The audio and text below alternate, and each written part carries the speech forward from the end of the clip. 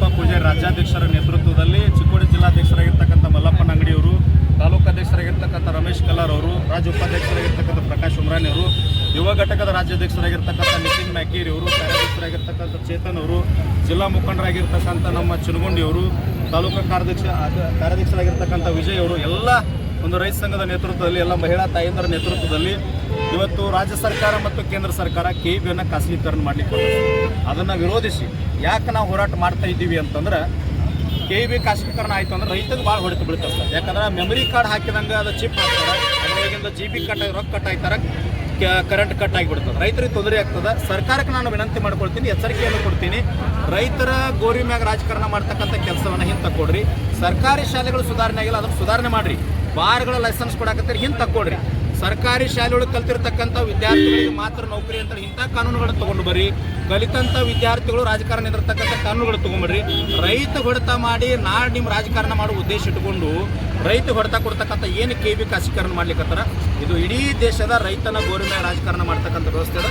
ಇದನ್ನು ಹಿಂದೆ ತಕ್ಕೊಳ್ಬೇಕು ಅಂತೇಳಿ ಇವತ್ತು ತಹಸೀಲ್ದಾರ್ ಮುಖಾಂತರ ಮುಖ್ಯಮಂತ್ರಿಗಳು ಮನವಿಯನ್ನು ಕೊಟ್ಟಿರ್ತಕ್ಕಂಥ ಸಂಸ್ಥೆ ಕೊಡ್ತಾರಲ್ಲ, ಆ ಸಂಸ್ಥೆ ಕಟ್ಟಡಗಳನ್ನು ಕೆಡವಿ ಸರ್ಕಾರ ನಡೆಸ್ತಕ್ಕಂಥ ಕಾರ್ಯ ನಡೆಸ್ತಕ್ಕಂಥದ್ದು ರೈತ ಮಾಡಬೇಕಾಗ್ತದೆ. ಇನ್ನೊಂದು ಪ್ರಶ್ನೆ ಸರ್, 15ನೇ ತಾರೀಕು CM ಇವ್ರನ್ನ ಭೇಟಿಯಾದ್ರೆ DK ಶಿವಕುಮಾರ್ ಕೆಲವು ಅಂಶಗಳನ್ನು ಗಮನಾರ್ಹವಾಗಿ ಸಂಘಗಳಿಗೆ ಹೇಳ್ತಕ್ಕಂಥ ಒಂದು ಕೆಲಸ ಮಾಡಿದ್ರಿ. ಆದ್ರೆ CM ಅವರು ಯಾವ ರೀತಿಯಾಗಿ ನಿಮ್ಮ ಒಂದು ಬೇಡಿಕೆಗಳಿಗೆ ಸ್ಪಂದಿಸಿದ್ರು? 2,86,000 ಹುದ್ದೆಗಳು ರಾಜ್ಯದೊಳಗೆ ಖಾಲಿ ಇದ್ದಾರೆ. ನಿರುದ್ಯೋಗಿಗಳು ಭಾಳ ಅದಾರೆ, ಅದನ್ನು ತುಂಬಿಕೊಡ್ರಿ. ನಿರುದ್ಯೋಗ ಸಮಸ್ಯೆಯನ್ನು ಬಗೆಹರಿಸ್ರಿ. 1,56,000 ಹುದ್ದೆಗಳನ್ನ ಡಿಸೆಂಬರ್ ಒಳಗೆ ತುಂಬ್ಕೋಬೇಕಂದಾಗ ಸರಿಯಾಗಿ ಸ್ಪಂದನೆ ಮಾಡ್ಯಾರ. ಆಮೇಲೆ ವಯೋಮಿತಿ ಸಡಿಲಿಕ್ಕೆ ಇನ್ನೊಂದು ವರ್ಷ ಎಲ್ಲ ವಿದ್ಯಾರ್ಥಿಗಳು ಅವಕಾಶ ಕೊಡ್ರಿ ಅಂತೇಳಿ. ಭ್ರಷ್ಟಾಚಾರ ಇರ್ತಕ್ಕಂಥ KPSC ಸಂಸ್ಥೆಯನ್ನು ರದ್ದು ಮಾಡಲಿಕ್ಕೆ ಆಗೋದಿಲ್ಲ. ಆದರೆ ಎಲ್ಲ ಮೆಂಬರ್ಗಳನ್ನ ಅಮಾನತ್ನಲ್ಲಿಟ್ಟು ಅವ್ರ ಆಸ್ತಿ ಎನ್ಕ್ವೈರಿ ಮಾಡಿ ಆ ಹಣವನ್ನು ಸರ್ಕಾರಕ್ಕೆ ತಗೊಳ್ರಿ. ಭ್ರಷ್ಟಾಚಾರ ಮೂಲಕ ಇಲ್ಲಿವರೆಗೆ ಯಾರು ನೇಮಕ ಆಗ್ಯಾರ ಅವ್ರನ್ನೂ ಕೂಡ ಅಮಾನತ್ ಮಾಡ್ಬೇಕಂತೇಳಿ, ಸಸ್ಪೆಂಡ್ ಮಾಡ್ಬೇಕಂತ ಬೇಡಿಕೆ ಕೊಟ್ಟಿವಿ. ಇನ್ನೊಂದು ಕೊಟ್ಟಿವಿ, ಕೆಇಬಿ ಖಾಸಗೀಕರಣ ಮಾಡಬಾರ್ದು, ತಡೆ ಹಿಡ್ರಿ ಅಂತ ಅದನ್ನು ಮನವಿ ಕೊಟ್ಟಿವಿ. ಅದಕ್ಕೂ ಸ್ಪಂದನೆ ಮಾಡ್ಯಾರ. ಇವಾಗ ರೀ ನಿರುದ್ಯೋಗಗಳದ ಒಂದು ಅಳಲು ಏನೈತೆ ಅಂದ್ರೆ, ಇತ್ತೀಚೆಗೆ ಅಷ್ಟೇ ಯಾವುದೇ ರೀತಿಯಾಗಿ ಪರಿಶೀಲನೆ ಮುಖಾಂತರ ನೇಮಕಾತಿ ಆಗಿದೆ. ಆದ್ರೆ ರೈತರಿಗಾಗಿ ಮೀಸಲಿಟ್ಟಿರ್ತಕ್ಕಂತಹ ಏನಪ್ಪ ಅಂದ್ರೆ ಶಶಿಕಾಂತ್ ಗುರೂಜಿ ಅವರ ಈ ಒಂದು ವಿದ್ಯಾರ್ಥಿಗಳ ಪರವಾಗಿನೂ ಒಂದು ಸ್ವಲ್ಪ ಹೋರಾಟ ಮಾಡ್ತಾರೆ ಅನ್ನೋದು ಒಂದು ಗಮನದಾಗ ಇಟ್ಕೊಂಡ್ರಿ.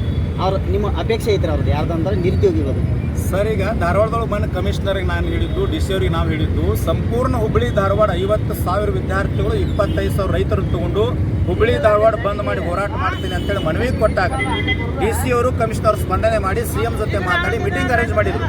ಅದು ಮೀಟಿಂಗು ಸಕ್ಸಸ್ ಆಗ್ಯದ. ಅಕಸ್ಮಾತಾಗಿ ನಾವು ಹೇಳಿದ ಪ್ರಕಾರ CM ಅವ್ರು ನಡ್ಕೊಳ್ಳದೆ ಇದ್ರೆ 1,00,000 ವಿದ್ಯಾರ್ಥಿಗಳನ್ನು 50,000 ರೈತರನ್ನು ಕರ್ಕೊಂಡು ಸಂಪೂರ್ಣ ಹುಬ್ಬಳ್ಳಿ ಧಾರವಾಡ ಬಂದ್ ಮಾಡಿ 31 ಜಿಲ್ಲೆಗಳ ವಿದ್ಯಾರ್ಥಿಗಳ ಪರವಾಗಿ ಚುಣಪ್ಪ ಪೂಜಾರಿ ಅವರ ನೇತೃತ್ವದಲ್ಲಿ ಗಟ್ಟಿ ಹೋರಾಟವನ್ನು ಮಾಡಬೇಕಾಗ್ತದೆ ಅಂತ ಎಚ್ಚರಿಕೆಯನ್ನು ಕೊಡ್ತೀನಿ. ಕೊನೆಯದಾಗಿ ಈಗ ನೇಮಕಾತಿಯಲ್ಲಿ ವಯೋಮಿತಿ ಸಡಿಲಿಕೆ ಮಾಡಿದ್ದಾರೆ ಅಂದ್ರೆ ಕಣ್ಣಿಗೆ ಏನೋ ಒಂದು ಕಡೆ ಎಲ್ಲೋ ಒಂದು ಕಡೆ ಅಂತ ಅಂದ್ರೆ ಸುಣ್ಣ ಒರೆಸ್ತಕ್ಕಂಥ ಕೆಲಸ ಮಾಡ್ತಾ ಇದ್ದಾರೆ. ಅಂದ್ರೆ ವಿದ್ಯಾರ್ಥಿಗಳು ನಾವು ಏನು ಮಾಡಿದ್ದೀವಿ ಅಂದ್ರೆ ವಯೋಮಿತಿ ಸಡಿಲಿಕೆ ಮಾಡಿದ್ದೀವಿ, ನೀವೇನು ಭಯ ಪಡ್ಲಿಕ್ಕೆ ಹೋಗಬೇಡಿ ಅಂತಂದು. ಆದ್ರೆ ವಿದ್ಯಾರ್ಥಿಗಳ ವಯೋಮಿತಿ ಈಗಾಗಲೇ ಏನಪ್ಪ ಅಂದ್ರೆ ಕಾಲಮಿತಿ ಮೀರಿ ಹೋದಂಥವ್ರಿಗೂ ಸಹಿತ ನನ್ನ ಮನವಿ ಏನದ ಸರ್ CM ಅವ್ರಿಗೆ ಕೊಟ್ಟಿದ್ದಂದ್ರೆ, ಇವತ್ತು ಏಜ್ ಮುಗಿದ್ರು ಸಹಿತ 1,56,000 ಹುದ್ದೆಗಳು ಏನು ಕನ್ಫರ್ಮ್ ಆಗ್ತಾವಲ್ಲ ಅದರೊಳಗೆ ಎಲ್ಲ ರಾಜ್ಯದ ವಿದ್ಯಾರ್ಥಿಗಳಿಗೆ ಇನ್ನೊಂದು ಅವಕಾಶ ಕೊಡ್ಬೇಕಂತ ಹೇಳಿದ್ವಿ ಸರ್. ಯಾಕಂದ್ರೆ ಅವಕಾಶ ಕೊಟ್ಟರೆ ಅವ್ರು ನೌಕರಿ ಆಗ್ತದೆ. ರೈತರ ಮಕ್ಕಳದ ವಾಪಸ್ ಬಂದು ಕೃಷಿನೂ ಮಾಡ್ಲಿಕ್ಕೆ ಆಗೋದಿಲ್ಲ, ನೌಕರಿ ಆಗ್ತಾ ಇಲ್ಲ. ಧಾರವಾಡದೊಳಗೆ 2-3 ವಿದ್ಯಾರ್ಥಿಗಳು ಆತ್ಮಹತ್ಯೆ ಮಾಡ್ಕೊಂಡ್ರು. ಅದಕ್ಕಾಗಿ ರಾಜ್ಯದ ವಿದ್ಯಾರ್ಥಿಗಳ ಪರವಾಗಿ ಕರ್ನಾಟಕ ರಾಜ್ಯ ರೈತ ಸಂಘ ಶಿವಸೇನೆ ಹಗಲು ರಾತ್ರಿ ಕಣ್ ತೆರ್ಕೊಂಡು ಕಾಯ್ತಿರ್ತದೆ. ಏನಾದರೂ ಅನ್ಯಾಯ ಆದರೆ ಅವ್ರ ಪರವಾಗಿ ಹೋರಾಟವನ್ನು ಮಾಡ್ಲಿಕ್ಕೆ ನಾವು ಗಟ್ಟಿದ್ವಿ ಸರ್. ಇನ್ನೊಂದು ಕ್ವಶನ್ ರೀ, ಆಕಾಂಕ್ಷಿಗಳ ಒಂದು ಬೇಡಿಕೆ ಆ ರೀತಿ ಆಗಲಿಕ್ಕೆ ಆಗೋದಿಲ್ಲ ಸರ್. ಒಂದು ರೋಸ್ಟರ್ ಇರ್ತದೆ, ವಿದ್ಯಾರ್ಥಿ ಕ್ವಾಲಿಫಿಕೇಶನ್ ಕಲ್ತವ್ರಾಗಿರ್ಬೋದು, ಹೊಸದಾಗಿ ಬಂದವರಾಗ್ಬೋದು. ವಯೋಮಿತಿ ಅಂದರೆ ಕೆಳಗಿದ್ದವ್ರು ಮತ್ತು ವಯೋಮಿತಿ ಬರ್ತದೆ. ಆ ರೀತಿ ಅದು ಸರ್ಕಾರದ ನಿಬಂಧನೆ ಇರ್ತದೆ. ನಾವು ಹೇಳೋದು ಹೆಚ್ಚಿನ ಪೋಸ್ಟ್ಗಳನ್ನು ಕನ್ಫರ್ಮ್ ಮಾಡ್ಕೋರಿ. ಹಣ ಇಲ್ಲದ ಭ್ರಷ್ಟಾಚಾರ ಮುಕ್ತವಾಗಿ ವಿದ್ಯಾರ್ಥಿಗಳ ನೇಮಕ ಮಾಡ್ಕೊಂಡ್ರೆ ರಾಷ್ಟ್ರ ಭ್ರಷ್ಟಾಚಾರ ರಾಜ್ಯ ಭ್ರಷ್ಟಾಚಾರ ಮುಕ್ತ ಆಗ್ಲಿಕ್ಕೆ ಆಗ್ತದೆ. ಮನೆ CM ಅವರೊಂದು ಮಾತು ಹೇಳಿದ್ರು, ಭ್ರಷ್ಟಾಚಾರ ಮುಕ್ತ ರಾಜ್ಯ ನಾನು ಮಾಡ್ತೀನಿ ಅಂತ ಅವ್ರು ಹೇಳಿದ್ರು. ನಾನು ಅದಕ್ಕೆ ಹೇಳಿನಿ, ಭ್ರಷ್ಟಾಚಾರ ಮುಕ್ತ ರಾಜ್ಯ ನೀವು ಮೊದಲು ಮಾಡಬೇಕಾದ್ರೆ ಭ್ರಷ್ಟಾಚಾರ ಮುಕ್ತ ನೇಮಕಾತಿ ಮಾಡ್ಕೊಳ್ರಿ, ಆವಾಗ ರಾಜ್ಯ ಮುಕ್ತ ಆಗ್ತದೆ ಅಂತ ಹೇಳಿನಿ. ಎಲ್ಲದಕ್ಕೂ ಸ್ಪಂದನೆ ಮಾಡ್ಯಾರ. ವಿದ್ಯಾರ್ಥಿಗಳ ಜೊತೆಗೆ ರೈತ ಸಂಘ ಇರ್ತದೆ ಅಂತೇಳಿ ಒಂದು ಬೆಂಬಲ ಸರ್. ಕೊನೆಯದಾಗಿರಿ ಸರ್, ಬಿಡದಿ ಟೌನ್ಶಿಪ್ ಸರ್, ಅದ್ರ ಬಗ್ಗೆ ಏನು 100% ರೈತರ ಪರವಾಗಿ ಇರ್ತೀವಿ ಸರ್. ಇನ್ನು ಕೆಲವೇ ದಿನದೊಳಗೆ ಚುಣಪ್ಪ ಪೂಜಾರಿ ಮತ್ತು 31 ಜಿಲ್ಲೆಗಳ ನಮ್ಮ ಸಂಘಟನೆ ರೈತ ಮುಖಂಡರ ಕರ್ಕೊಂಡು ಬಿಡದಿ ಏನು ರೈತರು ಹೋರಾಟ ಮಾಡ್ತಾ ಇದ್ದಾರೆ, ರೈತರ ಪರವಾಗಿ ಹೋಗಿ ನಿಂತು ಸರ್ಕಾರದ ವಿರುದ್ಧವಾಗಿ ಮಾತನಾಡ್ತೀವಿ.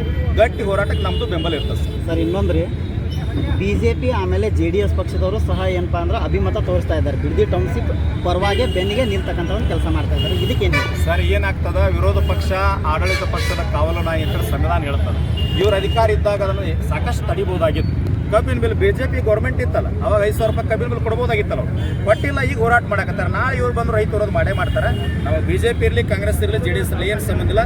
ರೈತ ವಿರೋಧಿ ಯಾವುದೇ ಸರ್ಕಾರ ಬಂದರೂ ಸಹಿತ ಅದ್ರ ವಿರುದ್ಧವಾಗಿ ಗಟ್ಟಿಯಾಗಿ ಸರ್ಕಾರ ಕರ್ನಾಟಕ ರಾಜ್ಯ ರೈತ ಸಂಘ ಹಸಿರು ಸೇನೆ ನಿಲ್ತದೆ. ನಾವು BJP, ಕಾಂಗ್ರೆಸ್, JDS ನಮ್ಮ ಸಂಬಂಧ ಇಲ್ಲ. ಅವ್ರ ಹೋರಾಟ ಅವ್ರ ಪರವಾಗಿರ್ತದೆ. ನಮ್ಮದು ರಾಜಕೀಯ ಮುಕ್ತವಾಗಿರ್ತಕ್ಕಂಥ ಧರ್ಮಾತೀತ, ಜಾತ್ಯತೀತ, ಪಕ್ಷಾತೀತವಾಗಿ ಮುಕ್ತವಾಗಿ ಹೋರಾಟ ಅಂದ್ರೆ ಅದು ನಮ್ಮ ರೈತ ಸಂಘ. ನಮಸ್ಕಾರ.